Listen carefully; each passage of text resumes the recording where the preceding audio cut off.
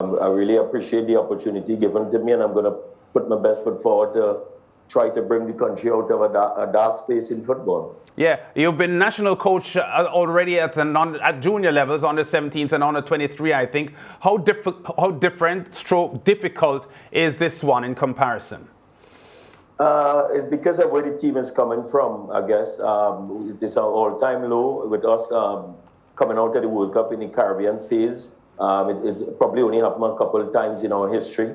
We have a very rich history in Caribbean football. So to bring the fellas out of that, to bring the team out of the doldrums, I guess it's a big task. With the younger teams, you had more time. I'm really going straight into the job and straight into competition. So it's not much time for trial and error. Yeah, you know what? We were discussing this on the show yesterday, Angus, and George and I were making the point that when you played for Trinidad and Tobago, you had, talent, of the likes of Russell Latapi, Dwight York, David Nakid, and so on.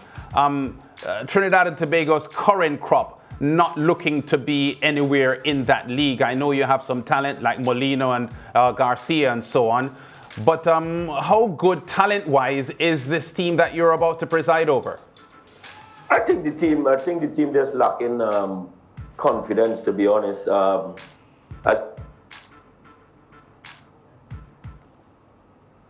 I think we have a. It shouldn't dissuade us from, going into the games and be positive and, using the abilities that the players have and formulating a game plan that they can operate in.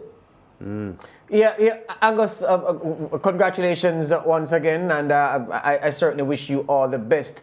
The issue is, though, that the reality, the tail of the tape shows that TNT's football is in a very, very bad place. It's in a very bad way, as a mentor of mine likes to say, and that has played a significant role in contributing to the weak performance in the Gold Cup. That's past. That's not your business anymore. It's about the future. But with things around the team, the atmosphere around the team, so negative and poisonous in parts, Angus, what do you think that will do to the task ahead of you to motivate players and to get the people loving the football team in a way that the players can feel and be boosted by? I think all the outcries you would have seen in the press, the people are still supporting the team. They're just disappointed in the results that the team been having, and also a lack of desire.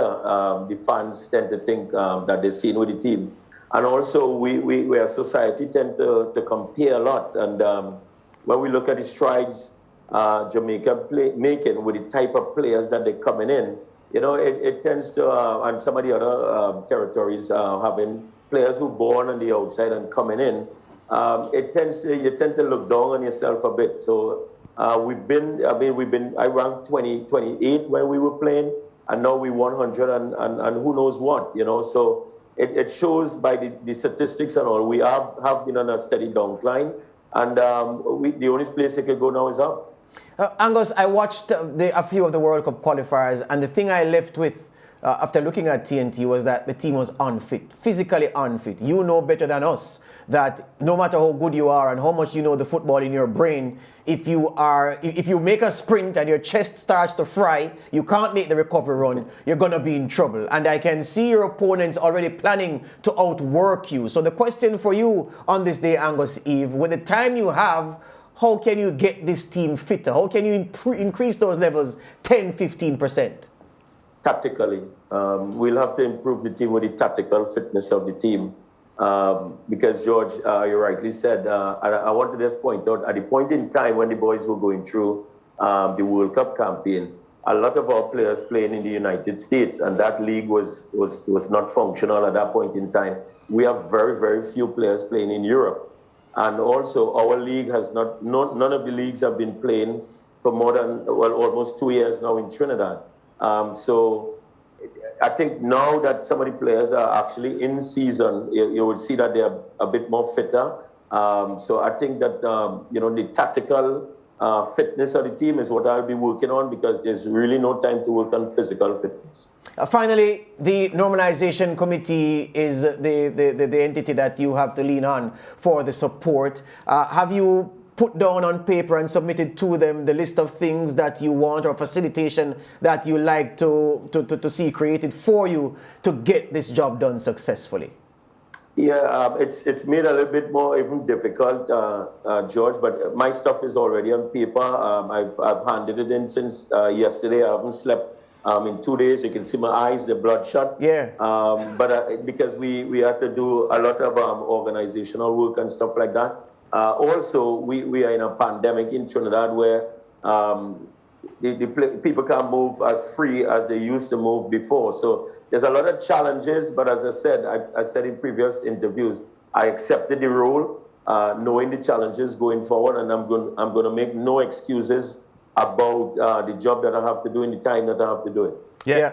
Yeah, before you go, Angus, I reckon that Kevin Molino is TNT's most impactful attacking midfielder at the moment. He hasn't been playing for TNT now for some time. I know he had a bit of an injury. Will he be available for the CONCACAF Gold Cup qualifying playoff next month?